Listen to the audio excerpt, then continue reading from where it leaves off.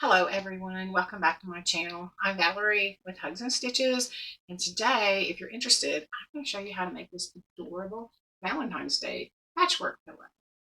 If that piques your interest, stick around and we'll get started.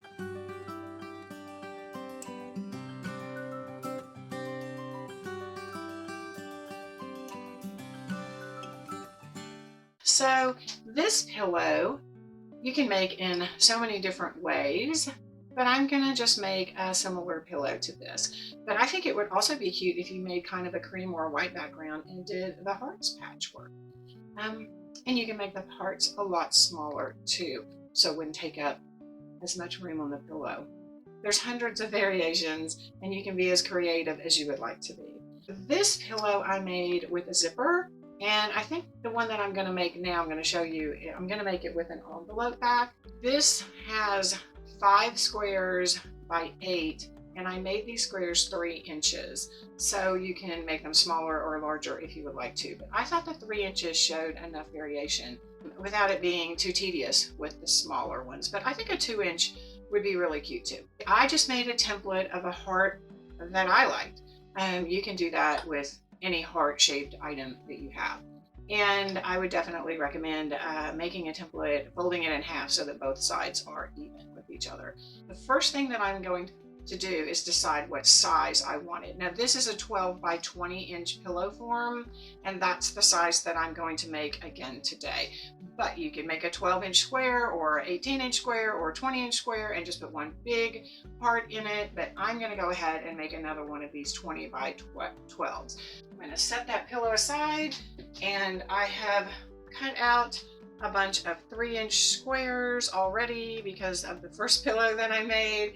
And I used some scrap fabric, but in a haul I showed you that I got this Riley Blake design. It's called Take Heart by J. Wrecker Frisch, if you can see that. Anyway, I love the retro. It's kind of, I guess, a vintage style. And let me show you some more of these wonderful fabric. Don't you love these? Oh my gosh, they're so cute.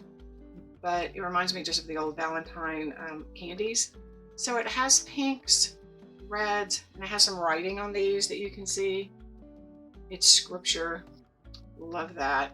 And then it goes into the whites, same patterns, but whites. This is kind of a cute one too. It's got all of these like games and tally scoring pads. And then it goes into the pinks. Yeah, I split the pinks up, I think, because I was moving them around. This was super cute too. Like the old Valentine's Day hearts, like you were going to write a card to somebody. And then it goes into some blues. Oh, blacks first. Black and whites. And then the blues. Love them. Well, that is, oh, I forgot because I didn't use any of them, but they have some like sage greens in there. And then here's those solid blacks. I put a couple of the blacks in my pillow, not many. Didn't want it to be really dark. I wanted it to be more pink and sweet. So I'm just going to lay out these squares first on a design board right here and try to get it the way I'd like. And then some of these are just pink scrap fabrics that I just cut a 3-inch square out of. And I'm going to be mindful of any directional pattern. Right now I'm just kind of separating all of these out. I need 5 by 8, like I mentioned, so it's going to take up my whole board over here. And I want to do these red stripes, like one vertical and one horizontal, so that they don't look the same. So there's one 5-inch row, and I like that so far, so I'm going to just keep rolling with that. Here's some of that black fabric that I talked about.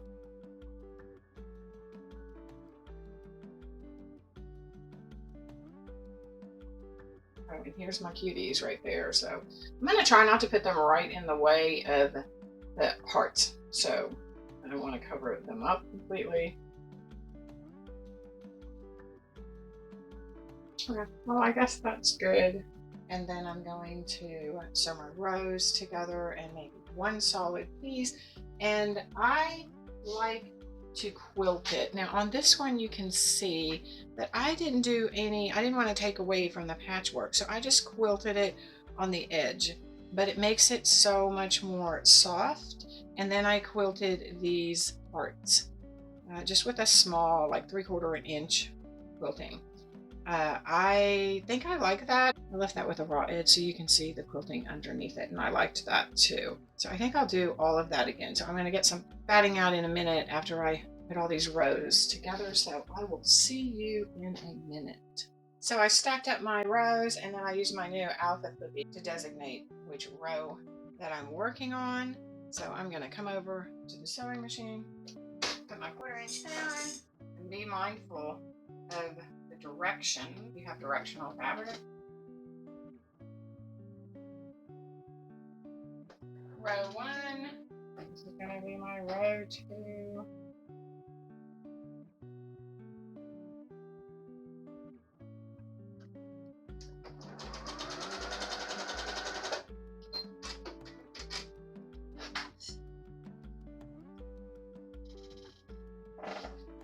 Okay, so here are my 5 rows. I'm gonna go put my clippies up, and I'm going to put my rows together. So I'll be right back. Okay, I am almost finished sewing all of these rows together, but I wanted to mention that when you iron these, definitely iron each row in the opposite direction so that they'll nest really nicely in here. So let me sew this last row together. And we have everything together. I'm going to go iron this, and I'm going to put the batting on it. Okay, I'm going to press this all in one direction.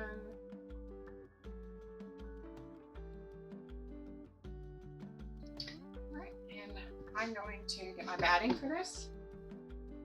I always use scrap batting to make things like this, to make these kind of projects. So this is just reaching into my scraps here and seeing what I have, which is pretty nice. Today I have a lot of this. Looks like I can almost cover it. Okay, so I'm going to go over and sew this together. So I put my sewing machine on zigzag stitch. I just leave it the setting of the machine. I don't need to change it or anything, and I make sure that my batting pieces are the same, like the soft side and then the rougher side. It's just easier on your needle.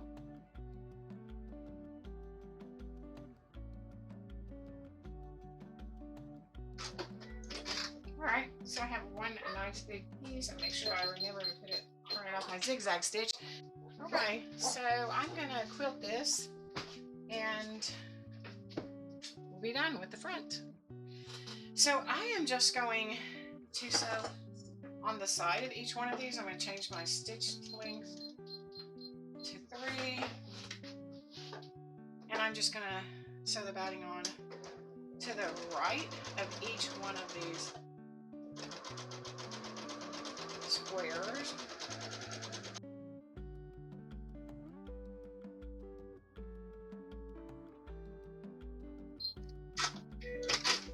Can you see these? I just sewed these rows down there, and now I'm going to sew vertically.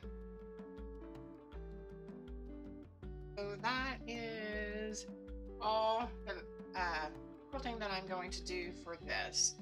I'm going to run down the sides of it really quick, just about 1/8 of an inch in, just to make this easier when I am putting my pillow together.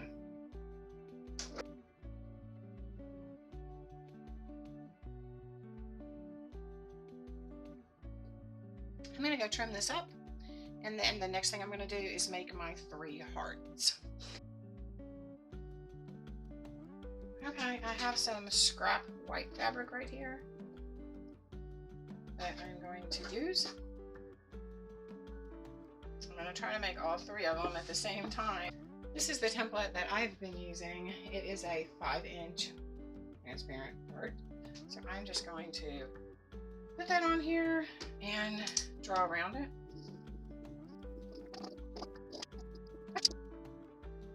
these together so that they don't start slipping.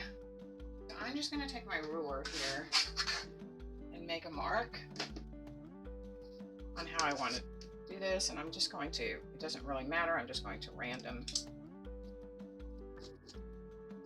And I think I want to do this about a 1/2 inch, and I have a 1/2 inch mark right here, so I'm just going to put it on that line and just continue to make some 1/2 inch marks. That's good.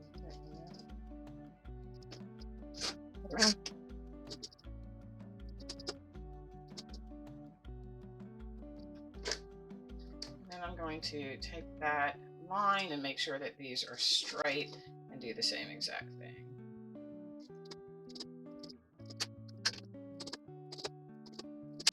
And that will be the first.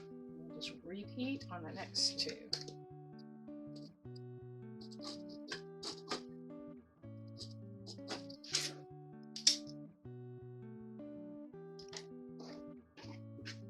So when I'm done quilting those, it will look like that.